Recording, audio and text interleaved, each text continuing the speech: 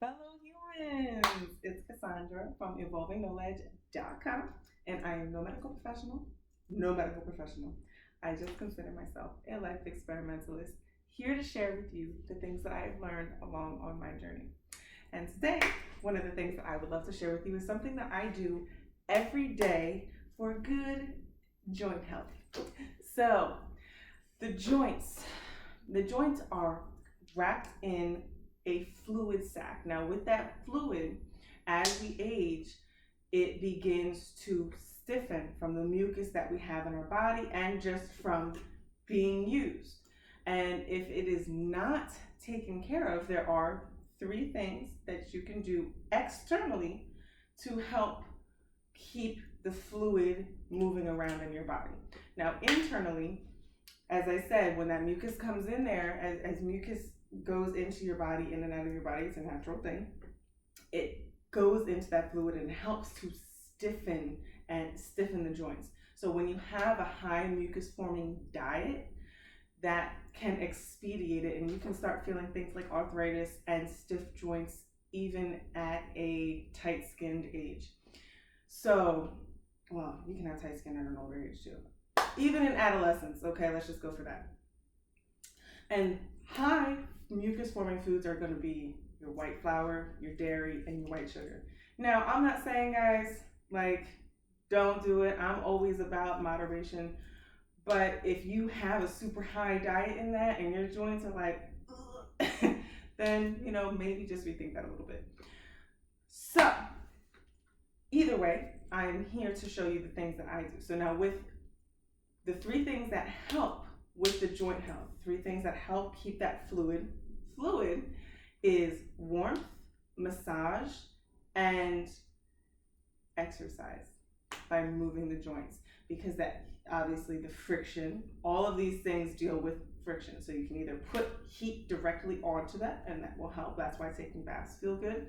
And obviously when you're massaging, when you rub it, you're creating a friction. And then when you're moving it, you're also, again, creating a friction within the joint. So without further ado, I want to show you the different, actually I can sit down and do this. The things that I do. So now, as with everything, if you have not seen my video prior to this, posture is extremely important for anything you do, and especially for this, it is very important to make sure that you have good posture while you're doing these exercises if you would like the 100% effect of it. So we start out with the hands, and again, I do reps of this. So if it's a quick day and I'm just trying to get through the day, I'm gonna do about 9 reps, and I might go ahead and do some later on in the day, but I'll start out with 9. If I'm doing a full thing, then I'm doing 36 reps of each of the positions that I'm about to show you. So first we start out with the hands. Now with the hands, you can either go like this or open your fingers up, and now as you do, and close them. And as you do this, you wanna make sure that you're fully extending them, right? So you fully extend, fully contract. And then same thing if you were to do this. Now my mother does this thing where she puts all of her hands together, but just so you can see, she'll put all of her fingers together and she will push the joints away from each other. And she's now at the point where she can literally it's just it looks like it's crazy. Her finger joints are so on point. Then we move on to our wrists. And from our wrists, or for what I do, I move on to my wrists, go outward, and then you're gonna go inward.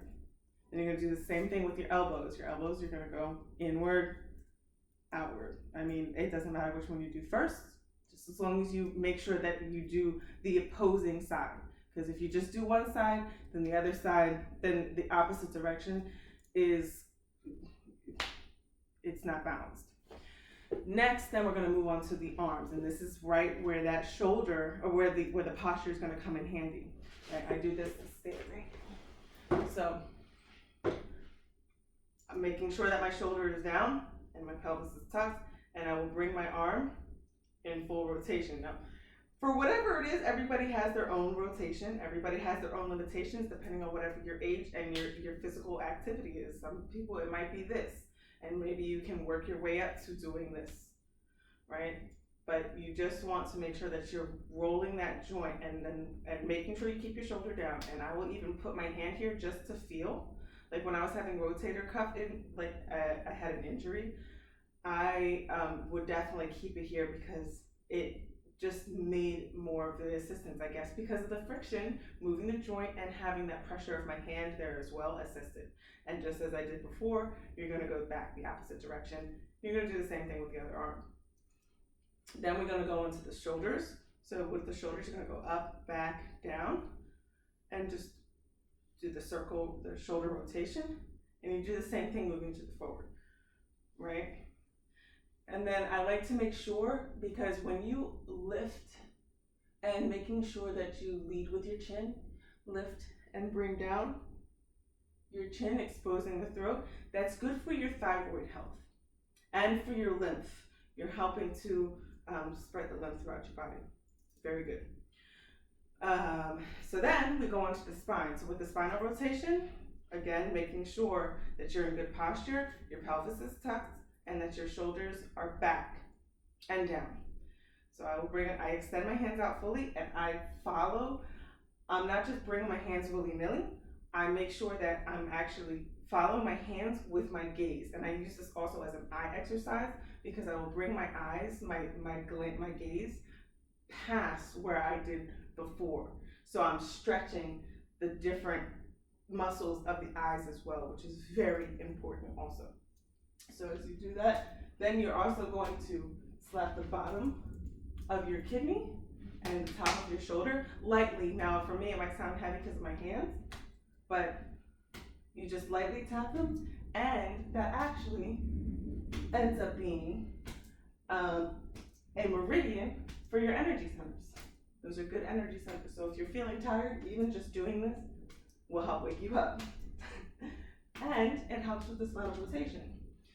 Now going from, because the spine not only goes this way, but it also goes down. So now when doing this, again, making sure that the shoulders are back, hands are up, making sure that your feet are planted, hip width distance. And now when I extend myself, I'm going to hinge at my waist, okay? I'm not gonna curve my back down. I wanna make sure I have a flat back, okay? So you're gonna go up, and then you're gonna let yourself drop and dangle your arms. So your spine is doing the work. So you drop and making sure that you have the pressure, the weight at the front of your feet. If you feel unstable, you can always catch yourself, right? So you come up and you drop down. Swing your hands, bring your hands up, and make sure that you roll up your spine, vertebrae by vertebrae, as you come up. Making sure again that your shoulders are back, and you come up. It ends up being kind of fun because it's just like dangling. Then from there, you're gonna go onto your hips. Go from hip circles, one side, other side. Again, guys, that balance is extremely important. Now from there, we have the knees. So from the knees, you're kind of gonna go into like a small squat, and then you come back up. And when you come up, you want to make sure that you straighten your knees, you extend them. So you're going as far as you can in both directions for your knees, right? So you're stretching them by going like this. They're going as far as they'll go that way.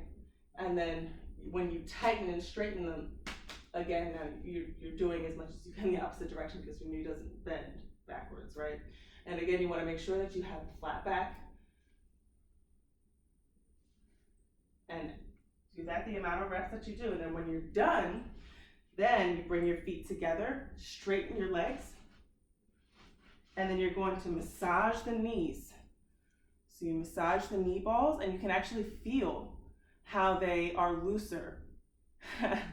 So sometimes I'll actually test it before to see how tight they are, and it's good because they're loose. So you're gonna massage one way, and then you're gonna massage the other way. Then from there, we're gonna do the ankles. So you're gonna put, again, still being in that same stance, you're gonna put all your weight on the foot that you're gonna be standing on. And if you don't have good balance, then grab onto something, have a table or something, and you're just gonna lift And you're gonna rotate your foot, making sure that you get it all the way extended. And you're gonna bring it the other direction. And then you're gonna do the same thing with the other foot. So now guys, from doing this, honestly, it has made such a difference in my joint health and how I feel on a day-to-day basis. I honestly tried out my friend's foam roller, and like normally where like I normally felt so much pain in my back, I felt none. I was like, oh, there's nothing for me to even feel. Like, it makes such a difference. And if you are young, I cannot stress enough. Do what you can now so that you feel better as you get older. That is like my number one goal, is I want to still be like this when I'm 80, 90, 100. My dad set high standards for me. And it is possible. If we keep that fluid now, it will stay fluid. So I hope this helped somebody somewhere keep those joints in good fluid motion, because that is how we move, guys. That's how we function. So, as always, I am sending you guys my absolute unconditional love, and I hope that you are having a fantastic moment wherever you may be. Thank you, guys.